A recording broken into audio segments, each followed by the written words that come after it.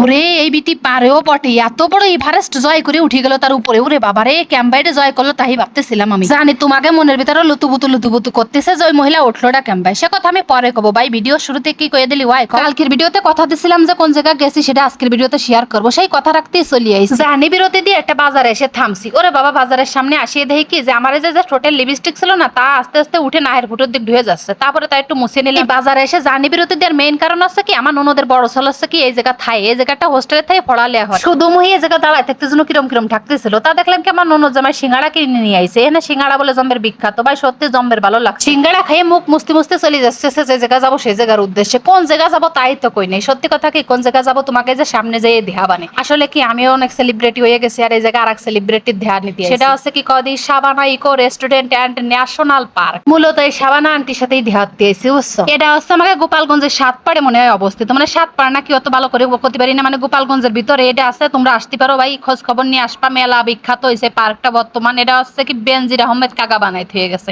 আমাকে বেনজির কাকার খোঁজ না থাকলে কি হয়, পার্কটা কিন্তু সেই জায়গায় রয়ে গেছে। যাই হোক বানাইতে ভালোই কাজ করছে ভাই। এই যে আমরা আসতে পারতেছি, যে একটু ফুলির সাথে ছবি তুলতে পারতেছি, মানে একটা পাঙ্খা নিতে পারতেছি। যাই হোক ওনারও অনেক অনেক ধন্যবাদ। আমি তো সেলিব্রিটি বলে এখন ফুল ছিঁড়ে যে কানে গুছি, তোমরা কিন্তু আবার সে ফুল টুল ছিড়বা না, কারণ ফুল টুল ছিঁড়া কিন্তু নিষেধ। আমি ছিঁড়ছি তাই বলে তোমরা ছিড়বা এরকম কোনো কথা নাই। কিন্তু আমার মাথাটা ঘুরে পুরো ফাঁসে চলে গেছে। যে শুনছি কি যে 100 টাকা টিকিট দিয়ে ঢুকতে হবে, দূর ঢোক পই না পার্কের ভিতরে। 10-20 টাকা হতো যাতাম, এত টাকা দিয়ে পার্কে যাবো কিসের জন্য? প্রিয়মের ব্যাপারে করছি দরকার নাই, তোমার টাকা দেওয়া লাগবে। পরে প্রিয়মের ব্যাপারে আরে না আমার দেওয়া লাগবে না, তোমার ননদ জামাই দিবি। যে কইছে ননদ জামাই দিবি, আমি কাছে তাড়াতাড়ি ঢুয়ে পড়ো। সাথেরও 2-3 জন থাকলে তাকেও নিয়ে ঢোর, নিজেকে তো দেওয়া লাগতেছে না। ঢুয়ে তুমি পুরোই হতাশ হয়ে গেছি। ওরে ভগবানে কোহানে আসলাম, কি বিলির ভিতরে আসলাম না কোহানে? আমার বাবার ঘেরের ফাড়ির মতো দেওয়া যাচ্ছে, মনে হচ্ছে আমার বাবার বাড়ি পুকুরের পাড় যেরকম ঘেরের পাড় যেরকম সেরকম একটা অবস্থা। পরে ভাবলাম কি হেনা আসি মনে হয় কি যে লেবু টেবু ধরে থাকে, যে কমলা টমলা ধরে থাকে, এর সাথে মনে হয় গন্ধ টন্ধ শুয়ে টুয়ে মানুষ চলে যায়। পরে আমিও প্রত্যেকটা কমলা টমলা যা পাচ্ছিলাম সামনে একটু গন্ধ শুয়ে শুয়ে দেখতেছিলাম। আর আমি প্রিয়মের ব্যাপারে করছিলাম কি আমি সামনে যা পাবো খালি গন্ধ শুকতে থাকবো, আর তুমি খালি ভিডিও হরবা, তোমার কাজ হচ্ছে খালি ভিডিও হরা।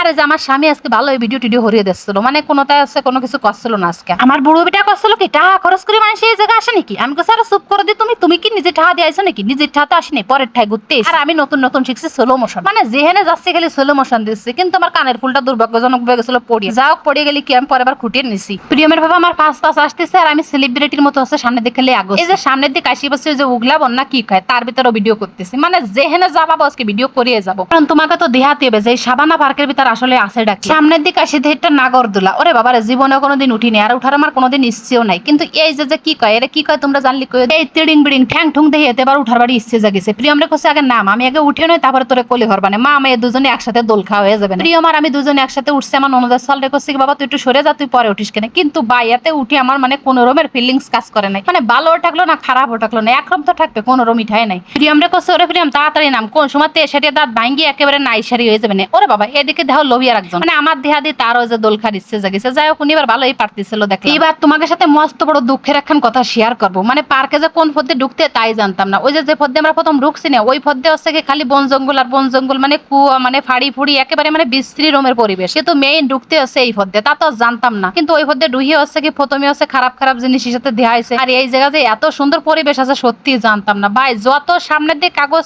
দেখতেছি কি মানে মনোমুগ্ধকর পরিবেশ। বেনজির কাকা অনেক অনেক ধন্যবাদ এত সুন্দর একটা পার্ক উপহার দেওয়ার জন্য। আর দেওয়া হয়েছে কি সুন্দর কাঠগোলাপ না কি কয়, মনে হয় কাঠগোলাপই কয়। কাঠগোলাপের সাদার মায়ায় ও মা এদিকে আবার লালও আছে। এই ফুলের যে নতুন ভার্সনে যে লাল কালার বার হয়েছে তা আজকে প্রথম দেখো। ওই যে এখন কথায় আছে না হেতায় যাও সেতায় যাও কপাল নিয়ে কোথায় যাও। আইছিলাম একটু এনজয় করতে একটু ভিডিও করতে, কিন্তু জম্বের বৃষ্টি নামছে। কি আর হরবো, এই বৃষ্টির ভিতর আছে কি এই যে সাবড়ার ভিতর বসেছিলাম, মানে কাকা মেলা সাবড়া সুবড়ো বানাইছে। মানে মেলা কোটা পুকুর আছে এই জায়গা, সেই পুকুরের পাশ দিয়ে হচ্ছে কিরম গাটলা বাদাই উপরে সাবড়া দিচ্ছে। একদল শিক্ষিত আবার বুঝবেন না সাবড়া কারে কয়। সাবড়া আছে উপরে ছাউনি। আর আমার মতো যারা আছে মূর্খায়ও আছে তারা তো বুঝবে না এই যে সাবড়া কি জিনিস। এই বৃষ্টির কারণে মেলাক্ষণ বসেছিলাম। পরে প্রিয়মের ব্যাপারে করছে কি এরম ভাই বসে থাকলে সারাদিন বসেই থাকবে না, পরে ঘুম আসলে আসবে না। সত্যি কি জানো আমি একবার হচ্ছে কি আমার ননদের কোলে মাথা দিয়ে ঘুমাইও গেছিলাম। পরে ডাহি উঠে ও বৌদি তাড়াতাড়ি ওঠো, বৃষ্টি কিন্তু থামতেছে না, কি আর বা হর। পরে আমি কাছে কি আর হরবো চল ঘুরে টুরে আসি। ওরে বাবা এখানে আসে যে এখন গুল্লাঘর দেখতেছি। এই গুল্লাঘর খান দেখে আমার জানার বাড়ি কৌতূহল জাগলো, এর ভিতরে কি আছে আজকে না দেখে যাবোই না। আর প্রিয়মের পাপারে করছিলাম কি একটু ক্যাম্পায় দেখা যায় কদি। ওরে মা আসি দেখে একটা জালনাটা খোলা দেখে আমার বাড়ি ভালো ঠাকছে। জালনাটারে খোলা পাইয়ে মাথাটা ভিতরের দিক ঢুকোই দেখে কি ওরে বাবা মানুষজন ভিতরে নাই, কিন্তু কি সুন্দর বাসাটা, খাট বিছানা টিছানা সবটা পাতানি রয়েছে। প্রিয়মের পাপারে করছিলাম কি তোমরা ঘুরে টুরে আসো গে, আমি জালনা দিয়ে ঢুয়ে যাবে বিছনা একটু শুয়ে থাকে। ও কাছে করে খবরদার এনে হলো মন্ত্রী মিনিস্টার আসে থাকে। প্রিয়মের বাবার কথা শুনে আমি আর সামনের দিকে আগুলাম না। পরে দেখলাম কি ওই যে গোয়ারটা না গোয়ারের সামনে দিয়ে এরকম সিঁড়ি করা, মানে এখানে যেই কয়খান ঘর আছে প্রত্যেকখান ঘরের সামনে এরকম সিঁড়ি করা, মানে নাই এটাই মনে হয় পুকুরেতে উঠে পরে পরে খাটের পর যে শুয়ে পড়ে, মানে একটা অন্যরকম ইলাহি কারবার। আর পরে যে আরো সামনের দিকে আগে দেখি আরো অন্যরকম পরিবেশ। এই জায়গায় আসি থেকে ফাতর দিয়ে বাড়ি বানাই থইছে। আসলে কি ফাতর দিয়ে বানাইছে না ইট সিমেন্ট দিয়ে বানাইছে ভাই আমার জানা নাই। তারপরে আমার কাছে দেখে মনে হচ্ছিল কি আর পুরো ফাতরের বাড়ি, মানে ভিতরে কক্ষ বিশিষ্ট। এই জায়গাটা যারা দেখাশোনা করে মানে কর্মরত আছে তারাও দুই একজনের ভিতরে দেখলাম কি যে নড়াচড়া হচ্ছে। আর এই যে সুইমিং পুল নিচে সামনে দিয়ে দেখতেছো না, এই জায়গা হচ্ছে কি নাতি গেলে টাহা লাগে, কি টাহা দিয়ে নাতি যাবে আর বৃষ্টি যাবে, দরকার কি এমনিতে বৃষ্টিতে ভিজায় যাচ্ছে। আর এই যে ধো কিরম সুড়োর মতো, মানে ওই যে ঘরটা দেখালাম না যে পাথরের ঘর, ওই ঘরের পিছনেতে তোমাকে দেখাচ্ছি, সবকিছু দেখাচ্ছি। মানে এই জায়গা যত বাড়ি ঘর আছে আমার আত্মীয় স্বজন নয়ে টয়ে যারা আমার ভিডিও দেয় তাকে নিয়ে আমি আর পুরো রিল্যাক্সে বসবাস করতে পারবো। দুঃখের কথা কি আমারই থাকতে দিবি না,